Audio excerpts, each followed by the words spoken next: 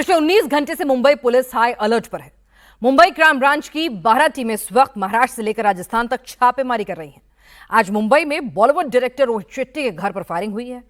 Shooter ने रोहित शेट्टी के घर पर 3 राउंड गोलियां चलाई और इस हमले की जिम्मेदारी लॉरेंस के गुर्गे शुभम लोनकर ने ली है। आखिरकार लॉरेंस गैंग रोहित शेट्टी की जान के पीछे क्यों आन पड़ा? 19 घंटे में इस केस में पुलिस को क्या कुछ पता चला है, पूरी डिटेल इस रिपोर्ट में देखिए।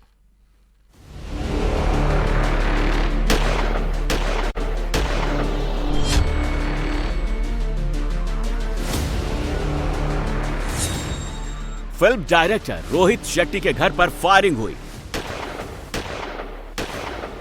शेट्टी टावर पर बदमाशों ने 3 से 4 राउंड फायरिंग की। रोहित शेट्टी के बंगले पर 3 जगह गोलियों के निशान हैं। पहली गोली का निशान पहली मंजिल के ग्लास पर है। दूसरी गोली का निशान सामने की दीवार पर। तीसरी गोली का निशान बिल्डिंग के बाउंड्री वॉल पर है। मायानगरी मुंबई फिर एक बार गोलियों की तड़तड़ाहट से दहल उठी।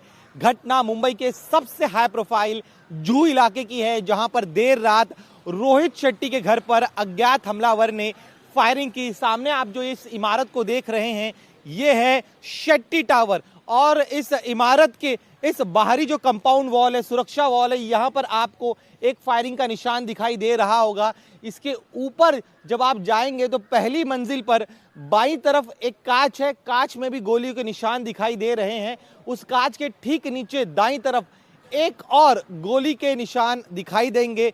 मुंबई पुलिस कमिश्नर देवेन भारती के मुताबिक एक अज्ञात शख्स ने इस बिल्डिंग पर करीब 4 राउंड्स फायर किए हैं।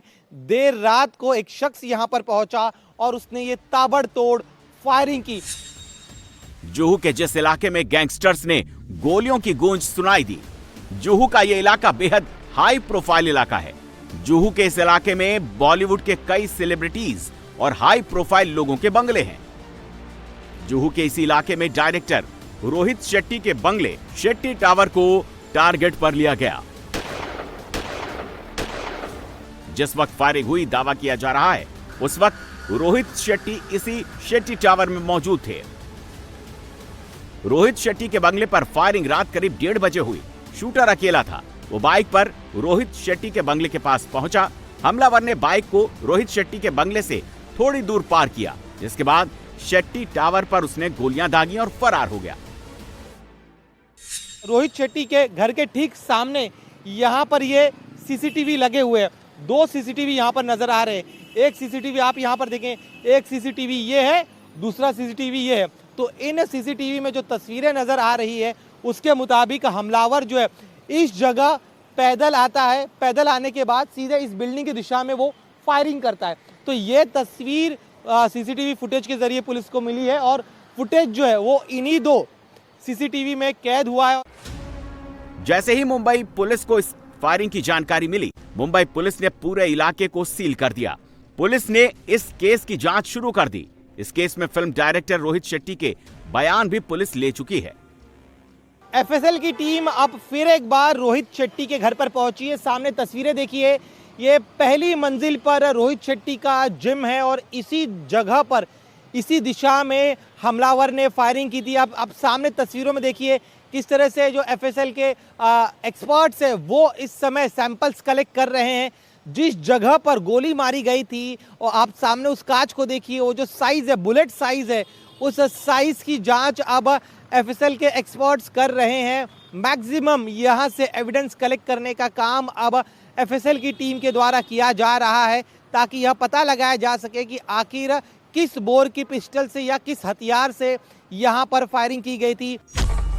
रोहित शेट्टी के बंगले पर गोली चलाने की जिम्मेदारी लॉरेंस गैंग के गैंगस्टर शुभम लोनकर और उसके साथियों ने ली है। शुभम लोनकर ने सोशल मीडिया पर पोस्ट जारी करके रोहित शेट्टी के बंगले पर गोलीबारी की बात कबूली है। इस पोस्ट को ध्यान से देखिए। इस पोस्ट को जारी करके लॉरेंस के गैंगस्टर ने इस हमले को ट्रेलर बताया है और दावा किया है कि अगर बात नहीं मानी तो अगली गोली छाती पर चलेगी, और ये चेतावनी पूरे बॉलीवुड को दी गई है।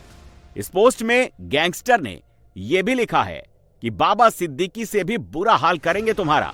साथ ही साथ गैंगस्टर्स ने वेट एंड वॉच की नसीहत भी दी है, और यही धमकी वायरल ऑडियो में भी दी जा रही है। अब मुंबई पुलिस इस वायरल पोस्ट और ऑडियो की जांच करवा रही है। मुंबई साइबर पुलिस की टीम उस आईपी एड्रेस को ट्रैक कर रही है जहां से यह धमकी भरा पोस्ट शेयर किया गया, और इस गैंगस्टर्स पर शिकंजा भी कसने की तैयारी कर रही है।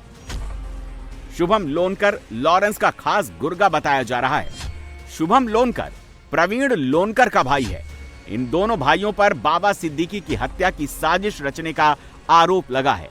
प्रवीण लोनकर पुलिस की गिरफ्त में है, लेकिन शुभम लोनकर फरार है।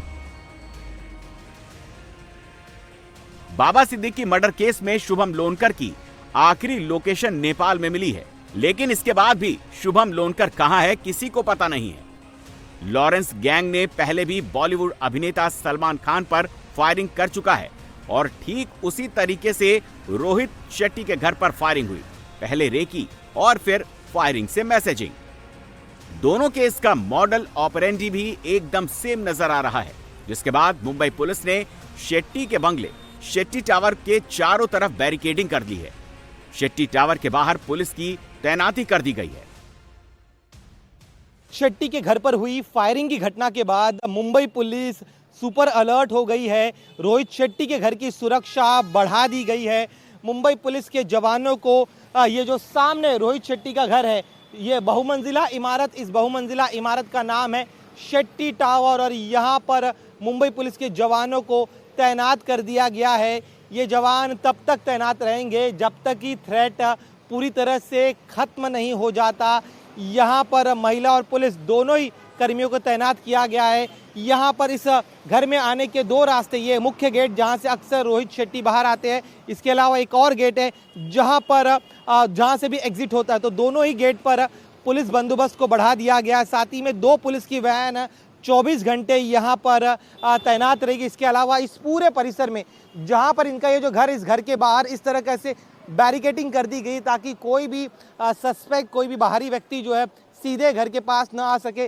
सीसीटीवी कैमरास जो है उन्हें हमेशा जो है एक्टिव रखने के लिए कहा गया, क्योंकि किसी तरह का कोई भी जोखिम मुंबई पुलिस अब लेना नहीं चाहती। जैसे ही आप आगे आएंगे तो ये जो पहली मंजिल आपको दिखाई दे रही है, इसी पहली मंजिल पर फायरिंग हुई थी, और उसके अलावा जो बाउंड्री वॉल है वहाँ पर भी फायरिंग के निशान देखे गए थे। अब मुंबई पुलिस का कहना है कि इस फायरिंग की वारदात में जो भी शामिल है उनकी तलाश की जा रही है। कुछ संदिग्धों को हिरासत में लिया गया है, उनके रोल को वेरीफाई करने का प्रयास किया जा रहा है।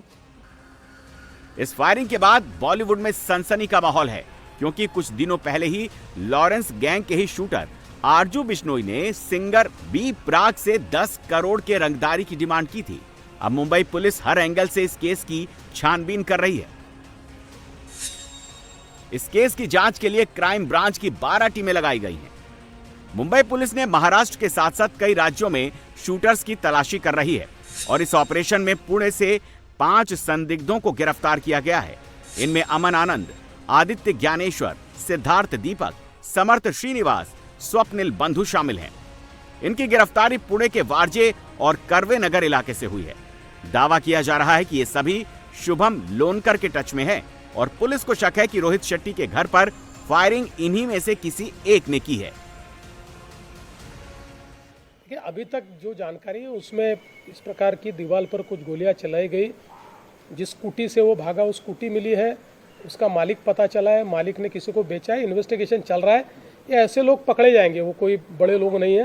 ये ठीक से इनको मतलब जिस प्रकार से इनको सबक। लेकिन सवाल यह है कि आखिरकार लॉरेंस गैंग बार बार बॉलीवुड सेलिब्रिटीज को क्यों टारगेट कर रहा है? रोहित शेट्टी के घर पर लॉरेंस ने गुर्गों से गोली क्यों चलवाई? इन सवालों का जवाब अभी भी मुंबई पुलिस तलाश कर रही है।